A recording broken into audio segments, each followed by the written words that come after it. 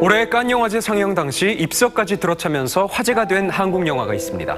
노 개런티로 출연한 배우 송중기의 거친 연기 변신으로 주목받은 이 작품은 새로운 매력의 누아르다라는 현지의 찬사를 받았는데요. 출구가 없는 현실에서 고통받던 소년과 그에게 손 내민 조폭의 기묘한 브로맨스, 화란입니다.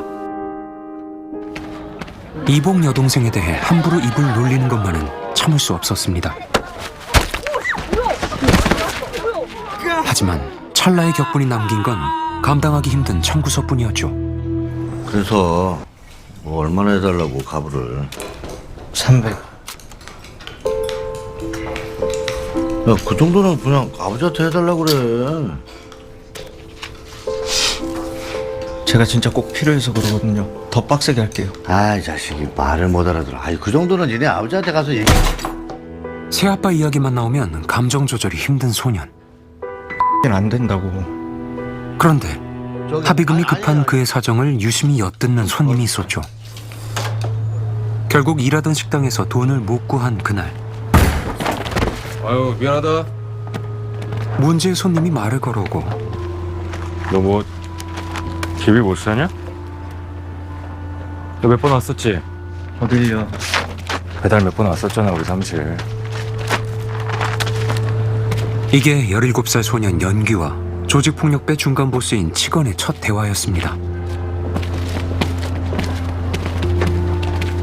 다시 볼 인연은 아닌 줄 알았습니다. 늦은 밤, 그의 부하가 소년을 찾아오기 전까지 말이죠. 300만 원이다. 우리 형님이 네 하라고 주는 기다. 찾아오지 마라. 조폭이 조건 없이 돈을 주고 찾아오지도 말라는 건 대체 무슨 의미일까? 아무튼 치건이 건넨 합의금 덕분에 퇴학 위기는 면한 연규. 하지만 간신히 한숨 돌리게 된 소년의 평화는 만 하루도 채 허락되질 않았습니다.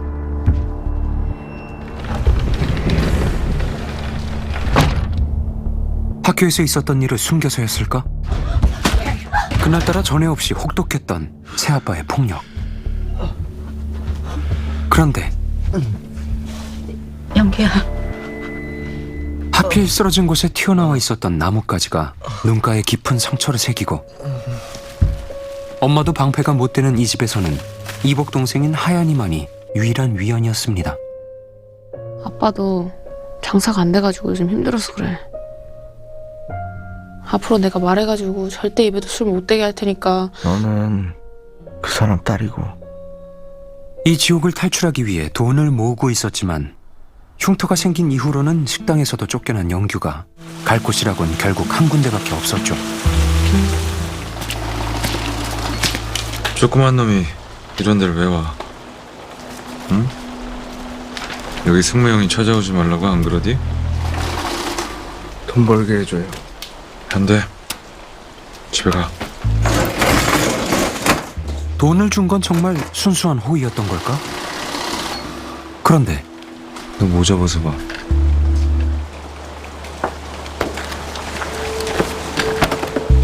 학생의 얼굴에 있어서는 안 될 흉터에 할 말을 잃은 치고는 끝내 소년을 받아들이기로 합니다. 네 관상도 할만하다.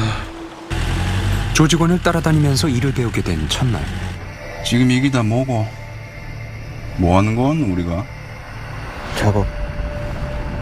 도둑질. 조심해라. 학교 숙제 아니다 이거. 영화에서 보던 조폭들과는 딴판으로 그들은 오토바이 절도 같은 좀도둑질도 서슴지 않고, 나름대로 산전수전 다 겪었다고 생각했지만 이 세계에서는 그저 겁먹은 어린아이에 불과할 뿐이었죠.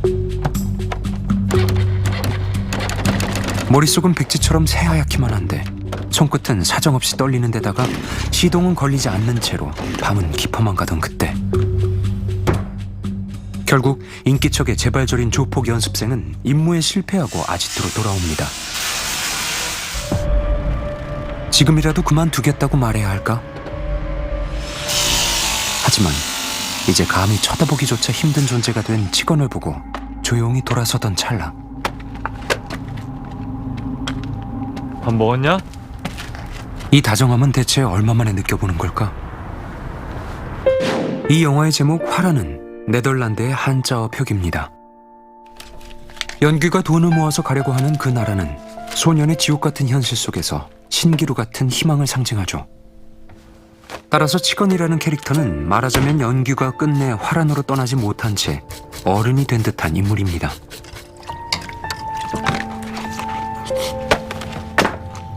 서먹고 다녀 이왕 흉진 거. 가르쳐줄게. 서로의 과거이자 미래인 두 인물을 감독은 마치 거울상 같은 대칭 구도로 표현하는데요. 돈은 벌어서 어디다 쓰려고. 그때마다 쓸데없는데. 가고 싶은 데가 있어요, 엄마랑. 그러냐 거긴? 거긴 다들 비슷비슷하게 산대요. 가족보다도 더 가족 같은 이들의 인연은 과연 희망의 출발점이 될 수 있을까요? 아니면 절망의 마침표가 될까요? 그런 데가 어딨냐.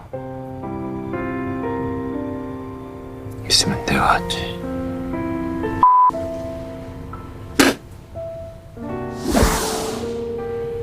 저 근데요,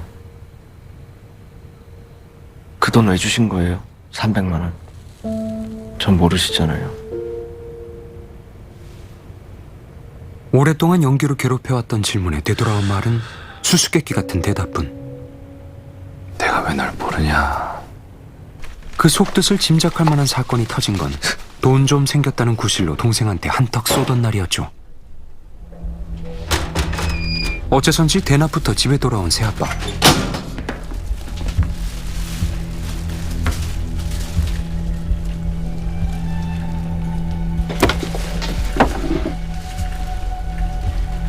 그가 손만 뻗어도 얼어붙는 이유는 예정된 폭력의 수순을 몸이 기억하기 때문이었죠. 그런데 내려놔. 아빠 앞에서 대가리 확 받고 죽어버리는 거 보기 싫으면. 혈육으로부터 배다른 오빠를 지키려는 하얀의 용기마저 허약하게 짓밟히던 그때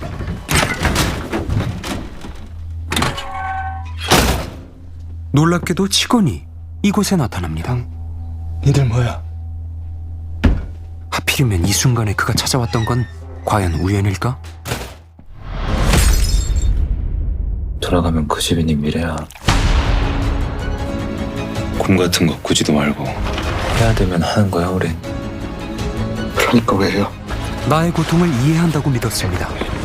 하지만 제자리로 돌려놓고 와. 지옥을 떠나온 곳엔 천길 낭떠러질 뿐. 놔줘요 이제. 제자리로 돌려놓으려고요. 어느 쪽을 선택해도 구원은 없습니다.